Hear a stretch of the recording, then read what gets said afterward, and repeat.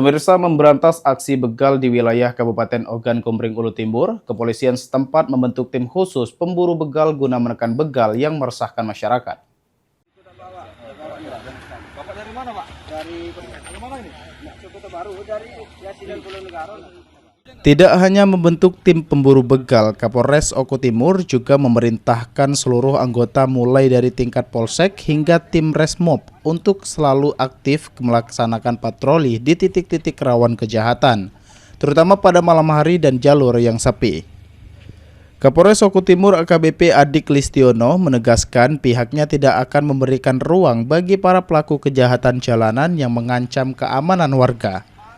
Masyarakat diminta untuk segera menghubungi layanan polisi 110 apabila membutuhkan bantuan atau menemukan adanya tindak kriminal di lingkungan sekitar.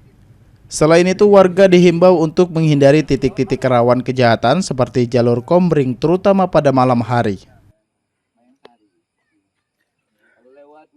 Saya sudah memerintahkan kepada jajaran Reskrim, jajaran Reserse untuk membuat tim pemburu begal untuk memburu begal-begal yang ada di wilayah Oku Timur.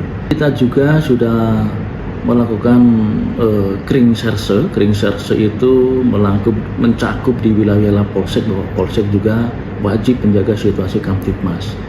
Masyarakat sudah diberikan informasi tentang adanya call center 110. Bagi masyarakat yang membutuhkan pertolongan kepolisian, segera pencet 110 dan akan langsung kami respon dimanapun, kapanpun, dan dalam waktu yang singkat-singkatnya kami akan datangi ke masyarakat yang membutuhkan pertolongan kepolisian. Masyarakat juga diminta untuk tidak menggunakan pakaian maupun perhiasan yang mencolok agar tidak menarik perhatian para pelaku kejahatan. Polres Oku Timur berharap dengan kerjasama antara pihak kepolisian dan masyarakat, situasi Kamtipmas di wilayah Oku Timur dapat tetap aman dan kondusif. Francisco Arikarona, PAL TV.